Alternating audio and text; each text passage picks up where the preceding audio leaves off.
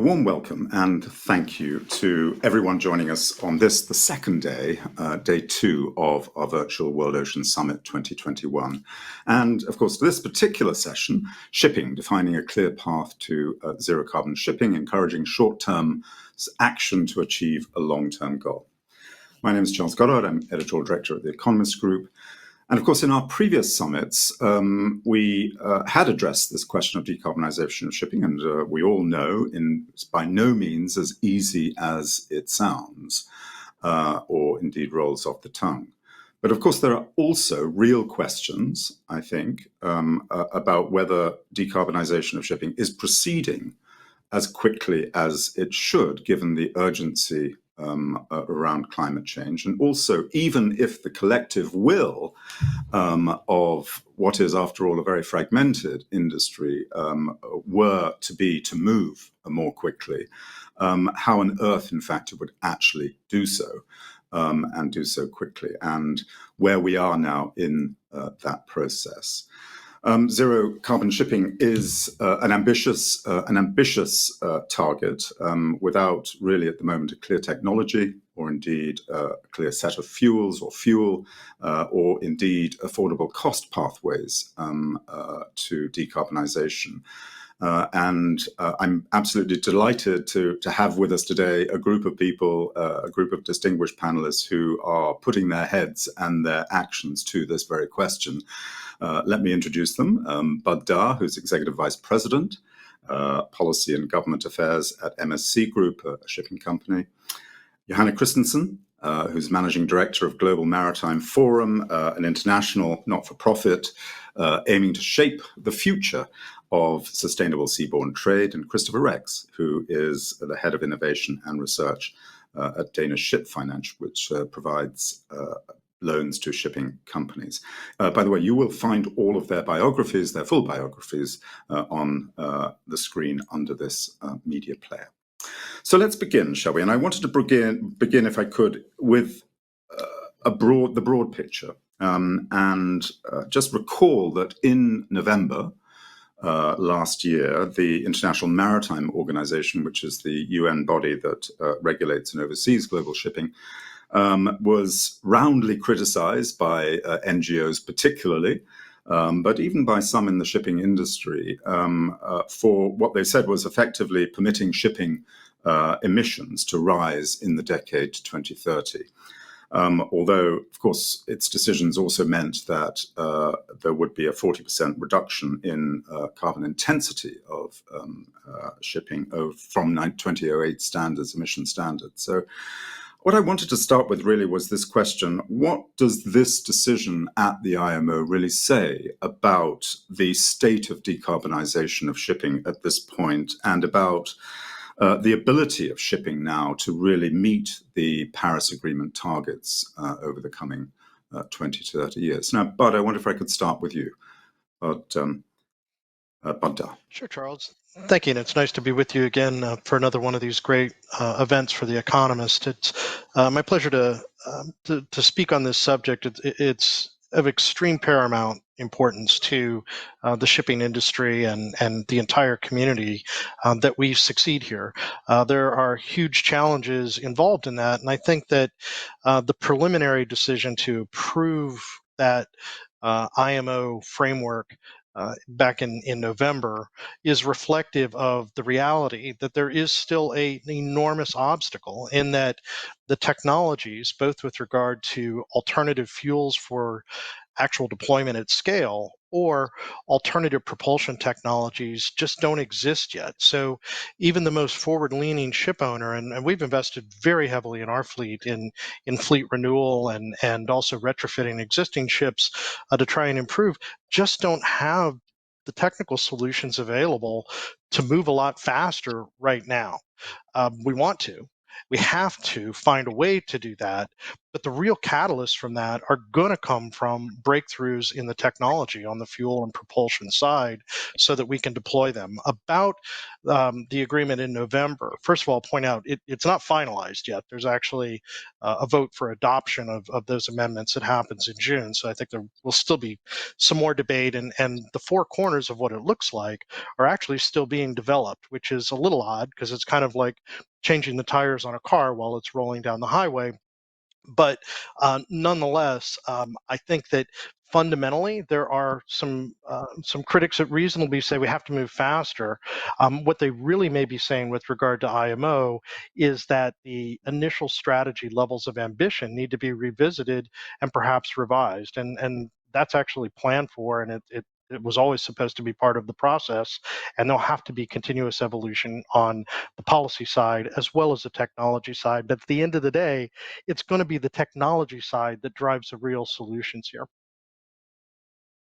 So I mean, from what you're saying, Bud, you seem to be reasonably happy about this move, whereas I guess there were quite a few others that were disappointed in the decision of the IMO at this point, and some even said that effectively the IMO being captured by the shipping industry, who didn't want to move too quickly. How would you respond to that? Well, first of all, thank you for letting me come back on that then, because I think that overstates the power of the shipping industry to influence regulations. First of all, I mean, this is a climate change issue. This is an issue that is held very deeply of importance to both developing and developed states, and those states, which are the ones that make the decisions. And I'll point out that the second largest shipping registry in the world, Marshall Islands, is also representative of the government of the Marshall Islands, which is one of the more aggressive member states at the IMO towards these climate change initiatives. That's what actually drives this decision making at the end of the day. Do I think that it could have been more ambitious? Perhaps in several ways. Perhaps it still will be before final adoption, and perhaps it will be in revisiting the initial strategy from 2018, which is absolutely under continuous review and to be revisited. That being said, about the potential for moving this in a more aggressive manner, I think that those governments that responsibly were trying to push things towards the most ambitious regulations we could get to bring to life the levels of ambition probably got the best available diplomatic outcome available at that particular time. And I think that's a reality people have to recognize. You can't just go in and say you've got an idea and you want it to be that way. It's a matter of negotiation between governments to get there. And I think they probably got about the best thing available at the time. I'm not at all convinced that will be a static target, and I don't think it should be a static target. We should be continuously working on improving it. So let me just move on, if I can, to Johannah Christensen. I mean, do you see this decision at the IMO as being as striking as Bud, I think, suggests, a rational balance between an ambitious aspiration on the one hand and a kind of realistic, hard-nosed view about expectations on the other? Well, I would have to say that I probably don't fully agree with Bud I mean, I understand that it's obviously a diplomatic compromise, but it is just that it's a compromise, and one that doesn't fully reflect, in my view, the level of ambition that we see across industry, certainly large parts of industry, and in many countries as well. And neither the level of the work that's been done already. So in fact, many shipping companies, many stakeholders across the industry are already achieving the kinds of targets that are being set 10 years out by this agreement. And to Bud's point, though, there's a ratification process. There are fresh negotiations that are due to take place later this year. So I hold out hope that governments will come to their senses and come up with a better agreement at that time. One that really reflects the level of ambition and how big strides have been made across shipping in getting closer to the goal of achieving zero-emission shipping. Because that process is important, isn't it? I mean, you may be working with parts of the industry that is actually quite ambitious, and I guess that also gives you a particular perspective about how quickly this may happen. But actually, at the end of the day, you do need the governments to be behind this too, don't you? Yes, very much so, and I think that we also see now that that some governments that are feeling that, or are seeing that not enough progress is happening at the IMO, are then looking at other potential avenues for reaching the objective, which is to align shipping's emissions with the kinds of ambitions that were set in the Paris Agreement, right? So different types of avenues are being explored, whether it's regional regulation, whether it's domestic efforts, whether it's various agreements that bind multiple regions together and the like. So other avenues are being explored if progress at the IMO is not happening quickly enough. And so one might hope that efforts at the IMO step up and reach that, and kind of as a response to what might otherwise happen. In a way, you could argue, and I'm sure Bud would agree, that shipping to a large degree is fortunate to have a global regulator. It's a global sector. It's and as such, it's really fortunate. Many industries aren't in that position. So it's in a really unique position to have a global regulator that could really help set pace and drive change in the sector, and help us drive change in the sector. But it requires then also for real progress to be made. Christopher Rex, can I come to you and just sort of get your reflection on that as well? How significant do you think that decision was, and do you think it's going to delay the process, as it seems to be being argued, that this will delay the decarbonisation process, particularly over the coming 10 years, and allow shipping a free get out of jail card, in a sense, for a little while? I don't think that we should expect any kind of free card in the years to come. I think first of all, the 2030 target is largely about the current fleet and what we can do with existing assets on the water today. There's a limit how much we can upgrade them. The business case in totally flipping the existing fuel supply to zero carbon is not attractive. It is basically not possible to do so in today's environment, even if we have the fuel supply. Yeah, I think that the push from the cargo owners, the financial community, policymakers, governments is super strong. I'm very optimistic that we will reach zero carbon. I think that today it is important to have a level playing field. It is important to agree on common standards. It is important that we are having a distinct view on the short, medium term, meaning towards 2030, and another likewise standardized, but another view on the 2050 horizon, where we need more government support and even more level playing field in terms of how do we create the next generation of fuel supply for the fleet. But for the time being, and if you're only looking in the 2030 horizon, I'm optimistic that that the industry will become significantly lower emissioning than what we see today. And I think that what we are currently seeing is that we are exploring ways of improving efficiency on the current fleet. So I think we are on a good track, and I'm sure there are room for people running ahead of the curve, and there's also some people that are less. Excuse me. Let's come to that in a second, because I think we would like to just explore all of those options in a second. But Johannah, you had your hand up just there, a comment from you. Yeah, I'm glad you brought in Christopher on that point as well, because in fact, one of the things that we're stepping all the while that a vacuum is, if there's a vacuum in the regulatory space, other actors step in and fill that vacuum, right?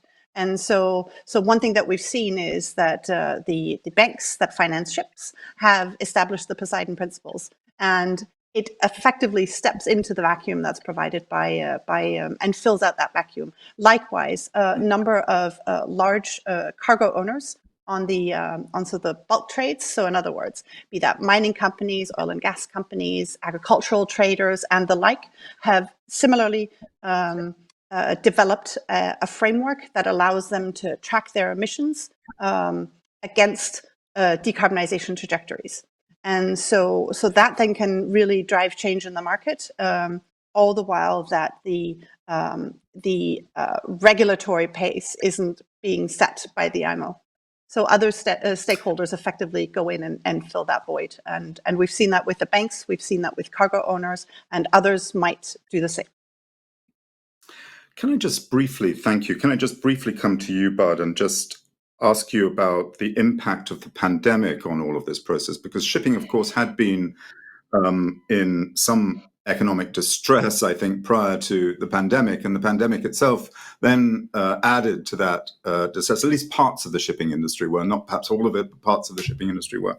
I wonder how much the pandemic has figured in this whole process of, in a sense, delay, and whether that's going to have an impact on the short-term transitions that are needed over the course of the coming 10 years. And I'll come to you in a second, Christopher, where we're looking particularly at efficiencies in shipping fleets and potentially some sort of retrofitting of new technologies that are available at this point in time into fleets. Do you think the pandemic has had a significant impact?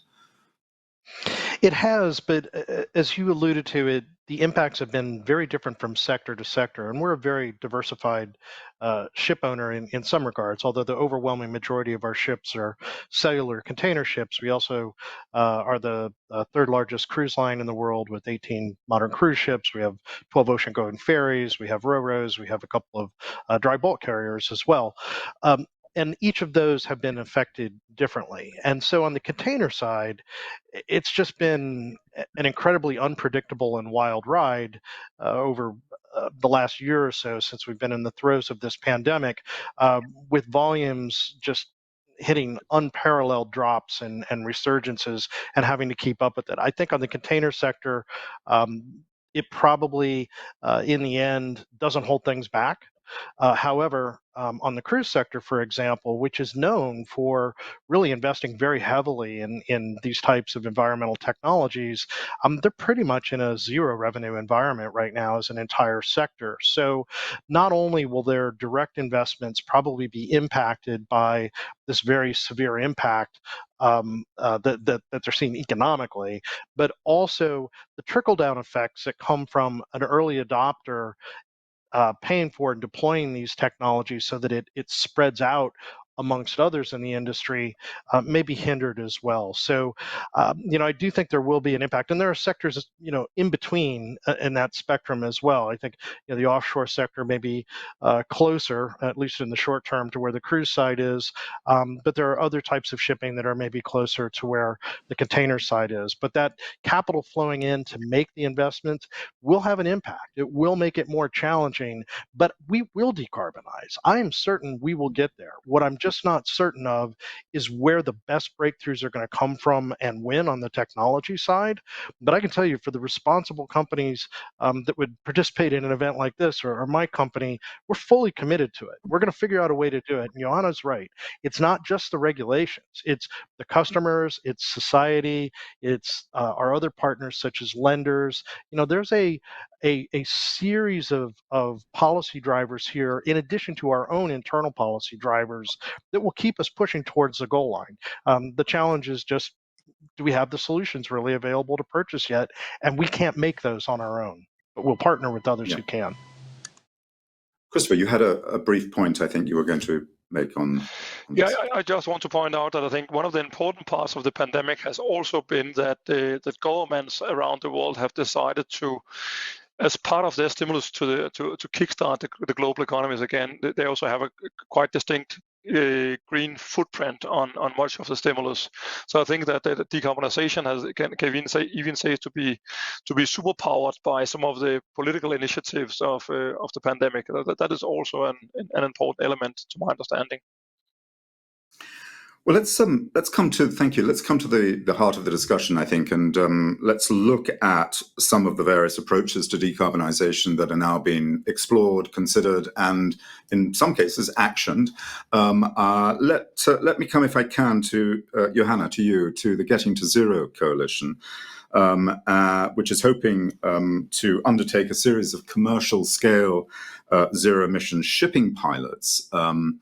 I wonder if you could just tell us a little bit about how you decided on that approach and what the essential elements of that are that you need to have in place in order to get those various pilots off the ground. Yeah, so a lot of this is around, to Bud's point earlier, that many of the technologies, the new fuels, have not been tried and tested at any scale. And so, which is the main motivator for us to focus on this concept of catalyzing demonstration projects, sort of ecosystem scale demonstration projects. It's around improving and scaling technologies. It's about achieving cost reductions by having enough scale. It's also about developing new types of business models and figuring out how to spread the costs of new solutions across the value chain, and how to share the risks and opportunities that are associated with implementations of new technologies and new solutions. I think the really important part of this is that so much of shipping's energy transition is going to happen on land. It's really about a shift to new types of fuels. And this isn't going to happen with shipping companies alone, with ship financiers alone. This is going to have to be a collaboration between a whole new set of stakeholders. Energy companies, be that our traditional oil and gas majors, or in fact a new set of, I can see my light is terrible, I'm so sorry about that, new entrants into this market, so new energy players that will be supplying the new zero emission fuels. It's infrastructure on land to deliver those fuels to key bunkering hubs. It's technology companies that are going to deliver the new types of engines and vessel technologies to use those new fuels on board. It's the customers that are going to be willing to pay. These fuels, at present at least, are significantly more expensive than our traditional marine fuels. So the customers that will be willing to pay for those new fuels, et cetera. So there's a whole ecosystem of stakeholders that are going to need to work together. And the objective with these types of demonstration projects is to test that at scale. It'd be very interesting to understand what you feel the most promising of those fuels are. I mean, a lot of this is about fuels and about the ecosystem that sits around fuels, the production of fuels itself, and whether that's cost effective, the bunkering of fuels, the engines that can use the new fuels, and so on and so forth. And indeed, all of the other, as you say, parts of the value chain that need to be brought into the process to buy into it, in a sense, because there will be some cost implications of that across that value chain, won't there? I mean, ultimately, you will see consumers effectively paying more or needing to pay more, and once the subsidies, assuming there are subsidies that are brought to this initial process, are wound through, eventually the costs will have to be passed on to the consumer, won't they? Yes. So I think it's important to bear in mind that the cost in one part of the value chain is significant, but at another end of the value chain is insignificant. So whilst the cost for a ship owner of these new fuels, it could be 3 to 4 times as much as our traditional marine fuels, at the end consumer level, the cost is really insignificant. So the Energy Transition Commission has done some calculations, and the percentage difference of, say, a high-end pair of jeans is minimal. It's less than 1%. So it's a really insignificant cost increase at the consumer level, both for high-end and for lower value products as well. So it's certainly a cost that can be bridged. It's about figuring out how to share the cost across the value chain. Yeah. And I guess it's that question that leads to the how indeed the fuel production of whichever fuel it is chosen, or multiple fuels that are chosen, that is going to decide how this is scaled up, isn't it? And I guess it's interesting to ask that question. What are the various potential ideas that are around for fuel producers, for kickstarting fuel production effectively at scale of the kind of fuels that you're talking about? And we are talking about, are we not, hydrogen, ammonia as key fuels, are we? Are there any other fuels that are there? And I just put that back straight to Johannah first, and then we'll come to Bud and to Christopher. Yeah, so we did a mapping of trials, pilots, demonstration projects globally, and indeed found that ammonia, hydrogen, and methanol were the sort of the three leading fuel candidates that are primarily being tested in the maritime sector at the moment. I don't know, Bud, if you want to add to that. I would add to that, because although I think it's important to keep in mind that if we're talking about brown ammonia or green ammonia, or sorry, brown ammonia or gray ammonia, that doesn't get us anywhere. The gray hydrogen doesn't really get us anywhere. We have to have hydrogen as a building block for that comes from a renewable source or employs carbon capture and is blue in nature. And then you can build on to the green ammonia, alcohols that come from that source, or perhaps even synthesized LNG that could be an option too. But in addition to what you raised, there are other options. And I think it's really important that we not look for the holy grail of the one single answer here. Because as we look at our fleet, which, as I mentioned, is very diverse in how we operate, we've come to the conclusion that there is not going to be one single answer for our fleet. It is going to take multiple solutions for particular ship types and their operating profiles and also their lifespans that are left. So let's not forget about the potential for transitioning from the fossil-based methanes today that we use as LNG in a liquefied form, but there could be bio LNG or there could be synthetic LNG that could actually provide us a net zero option, and that would also allow those ships that are being built today to be powered off that or have already been built to operate through their lifespan and still help us get to exactly where we need to, which is ultimate decarbonization. Fossil-based LNG gets a nice chunk out of it, but it's not going to be the answer on its own, that's for sure.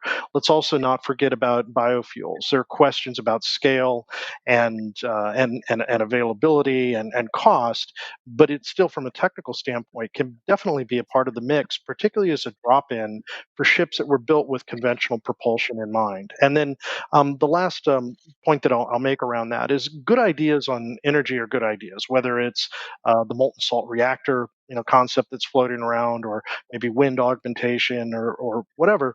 There's going to be a lot of competition for that energy production. It's not just us. We're 2 to 3% of the currently of the ultimate emission profile. There are a lot of other emitters out there that need a lot of these same solutions. So not only do we have to be in the forefront in helping the providers get those to the marketplace, but then we have to compete successfully to actually get those, because other users are going to want them too. And ultimately, I think there will be some sorting out of what fits the maritime context best and what fits other sectors the best. But there will be a lot of competition for those things. So let me come to you, Christopher, I can, just to take that point and ask you the question. I mean, to what extent is it scalable to have a number of various options out there? And is it a good idea for us to be doing that? After all, at the moment, we are using one or two fuels, not a large number of fuels. Would it be sensible, as Bud suggests, to have a wide range of options, or I think what you're suggesting, Bud, is really keep your mind open to the options, but keep our minds open to the options? Or is it really one that we do have to plumb for one option if we're going to be standing any chance of scaling that option? To my understanding, first of all, I'm not a ship owner, so I'm not here to give Bud any good advices on how to run the fleet. But to my understanding, what we are discussing is basically the reinvention of the oil and gas industry in a green future. So what I'm looking for is how can we identify a standardized and scalable a model that can serve all industries, including the shipping industry. And that's what we see today in the oil and gas industry. These guys are producing jet fuel, gasoline, diesel, etc., serving multiple purposes across different sectors and industries. I think the future solution for the global economy in a decarbonized world will be something similar. I totally follow Bod's argument that it might be that that hydrogen should be the feedstock that can be used in some settings, and then we can create green ammonia or green methanol or whatever we need for other purposes in, for example, shipping industry or other adjacent domains. But to my understanding, we need to look for something that is standardized and scalable to bring costs down. I am not a great fan of expecting a lot of different players to pay much more than they do today. I'm sure that if we can find an alternative that can be super scaled and we can bring costs down, as what we have seen in the solar and wind energy cost structures for the past decades or two, I think something similar should apply here to the zero carbon fuels of the future. So I know that one of the concerns that you have, Christopher and Johannah, and I'm sure Bud as well, is this question of how you reduce the offtake risks for producers of new fuels, and just part of the scaling question is about how you potentially go at scale to those potential producers and say, look, we're going to take some sort of long-term agreement with you to take off the fuel that you're producing in order for you to be able to actually feel comfortable beginning to invest in this technology and these new fuels. What are your various? I mean, Johannah, can I come to you? What are your what's your thoughts around how to reduce those offtake risks so that we can get the production of new fuels at scale? So to our mind, and this is part of the motivation also for the idea of catalyzing a significant amount of demonstration projects, is to start building chains of offtake agreements, if you will. So these offtake agreements, they don't stop between the fuel producer and the fuel offtaker. They flow all the way up to the end consumer. So likewise, if there can be offtake agreements, for example, buyers alliances or the like, amongst say Bud's customers, if you will, the big brands, for example, or an Amazon or the like, then those offtake the commitment to buy green shipping can then in turn be turned into an offtake agreement for green fuels on Bud's side vis-a-vis the energy producer that will be supplying their zero emission fuels. So it's really about establishing these chains of offtake agreements, if you will, for green shipping. So that's kind of the way that we're looking at it, if that makes sense. Yeah, no, it does. Christopher, is that similar to the way you're looking at it? Or? Yeah, largely speaking, it is. I think from my perspective, it is largely also a question about how can we identify regional and scalable demand across sectors. So, for example, in many of the pilots we have seen in Northern Europe, the shipping side may be part of it, but we are flanked by airports, buses, trucks, maybe even cars or taxis. So the holy grail here is to find a regional, stable, high demand for the zero carbon fuel of the future. I mean, most ship segments or many ships are not trading in a liner trade, so it'll be relatively infrequent how often they bunker in specific ports. Of course, the liner side do bunker in the same ports and on a quite regular frequency. So we need a steady high supply on each location of where we scale the fuel. But do you have any thoughts around that? I mean, you've suggested that there may be a number of fuel options, but sort of potentially hydrogen may be at the heart of many of them. But how do you see this process of scaling this particular fuel technology in order to?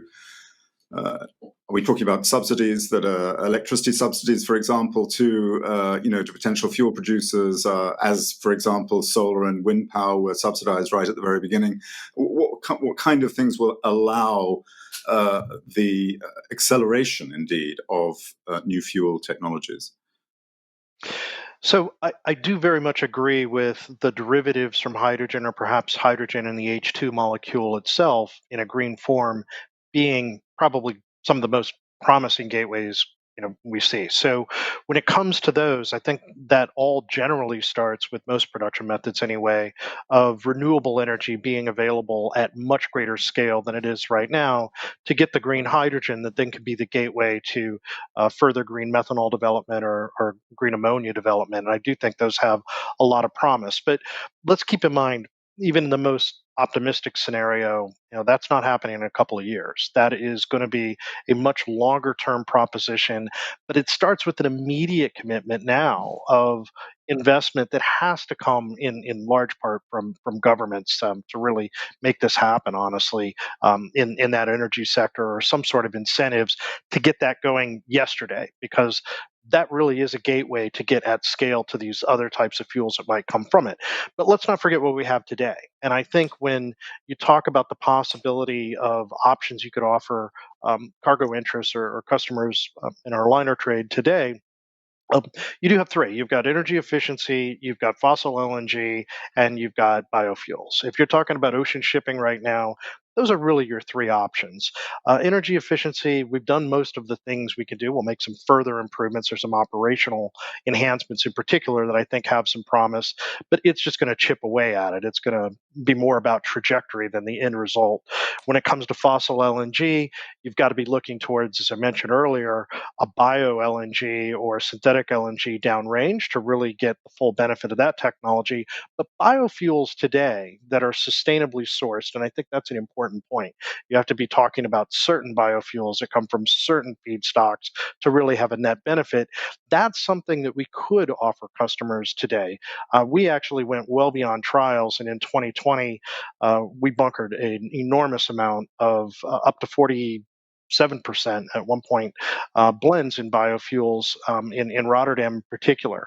But that's not cost competitive. It's not realistic as a business model right now without either customers being willing to help pay for that, and ultimately customers are going to have to pay for all of these changes over time, or else we won't have businesses anymore. That's fundamental.